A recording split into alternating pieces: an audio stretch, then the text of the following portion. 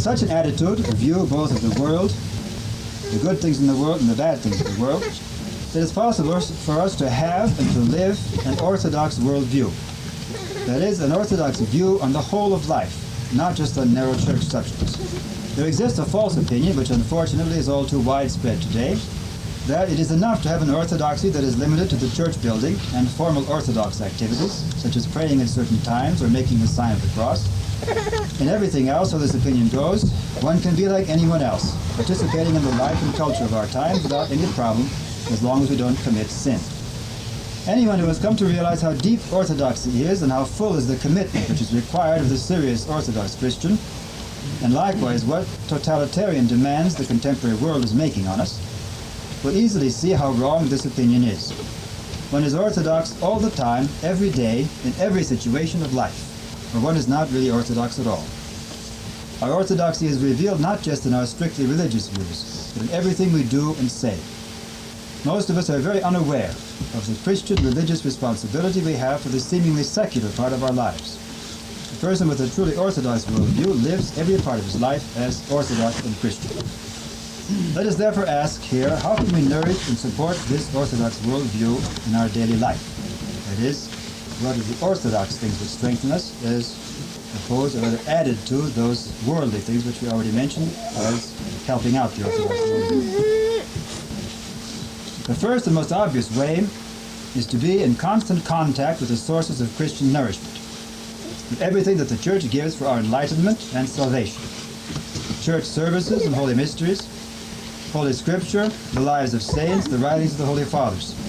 One must, of course, read books that are on one's own level of understanding and apply the Church's teachings to one's own circumstances in life. Then they can be fruitful in guiding us and changing us in the Christian way. But often these basic Christian sources do not have their full effect on us, or they don't really affect us at all, because we don't have the right Christian attitude towards them and towards the Christian life they're supposed to inspire. Let me say a word here about what our attitude should be if we are to obtain real benefit from them, and if they are going to be for us the beginning of a truly Orthodox worldview. First of all, Christian spiritual food by its very nature is something which is living and nourishing. If our attitude towards it is only academic and bookish, we will fail to get the benefit it is meant to give. Therefore, if we read Orthodox books, or are interested in orthodoxy only to gain information, or to show off our knowledge to others, we are missing the point. If we learn of the commandments of God and the laws of His Church, merely so we can be correct and judge the incorrectness of others, we are missing the point.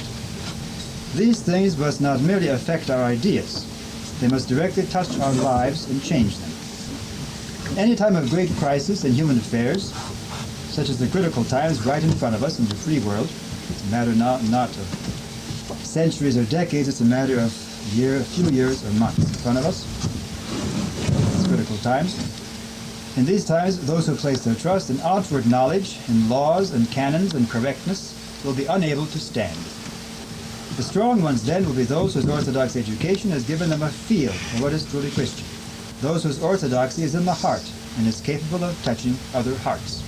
Nothing is more tragic than to see someone who is raised in orthodoxy, has a certain idea of the catechism, has read some lives of saints, has a general outline of what orthodoxy stands for, understands some of the services, and then is totally unaware of what is going on around him.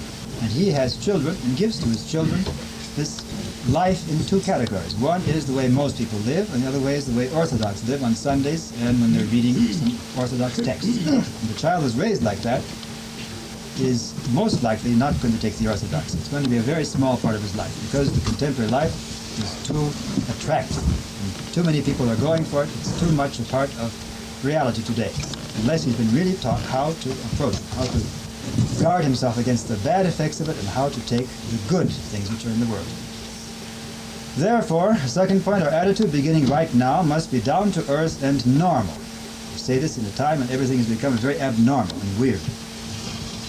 That is, our attitude must be applied to the real circumstances of our life. It cannot be a product of fantasy and escapism and refusal to face the often unpleasant facts of the world around us. If our orthodoxy is too exalted, too much in the clouds, it belongs in a hothouse and is incapable of helping us in our daily life, let alone saying anything for the salvation of those around us. Our world is quite cruel, and it wounds souls with its harshness. And we have to respond, first of all, with down-to-earth Christian love and understanding, leaving accounts of hesychasm and advanced forms of prayer to those capable of receiving them. So also our attitude must be not self-centered, but reaching out to those who are seeking for God and for a godly life.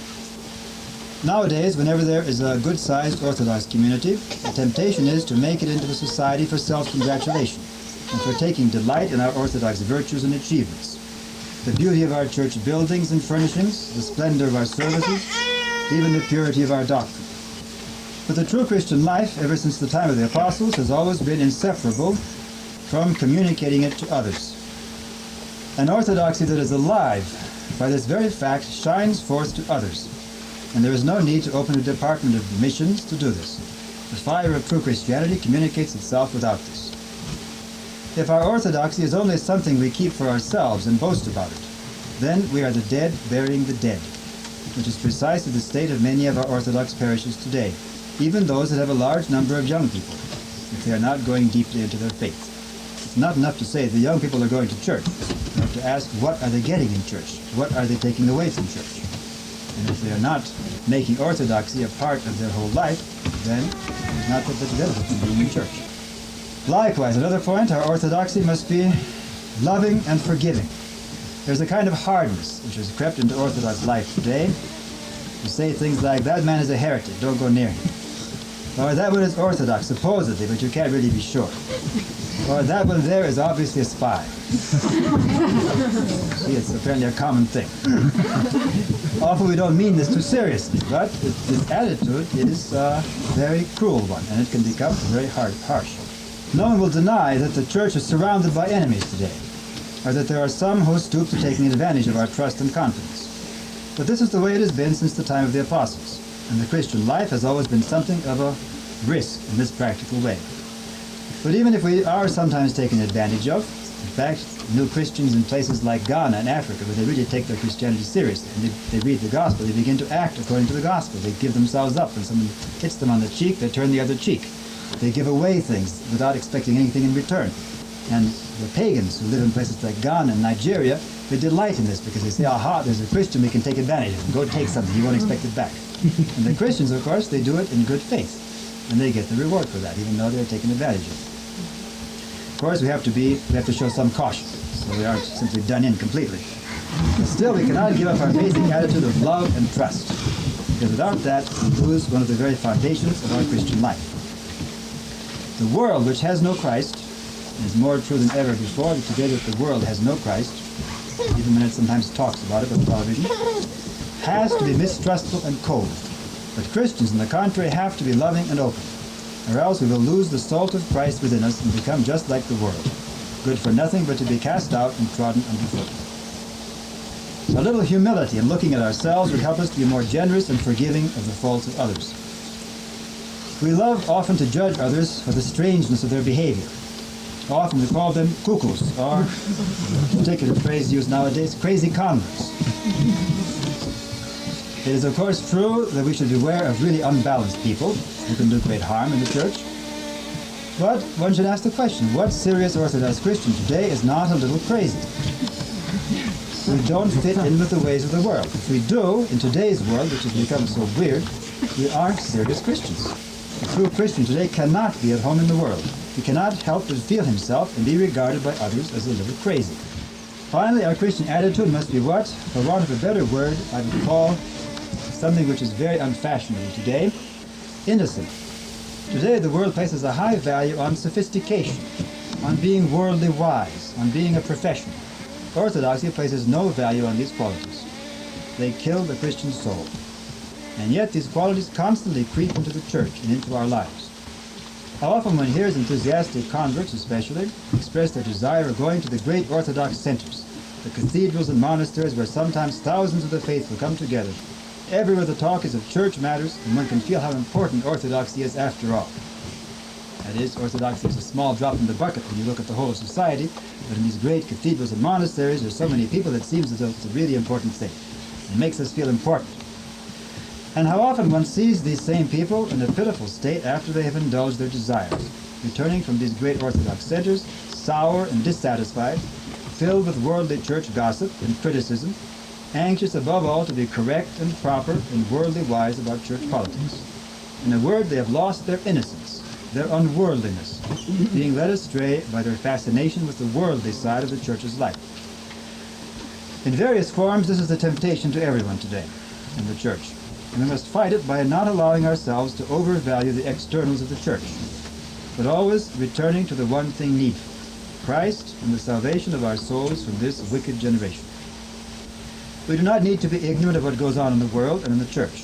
In fact, for our own self-defense, we have to know something of this. But our knowledge must be practical and simple and single-minded, not sophisticated and not worldly.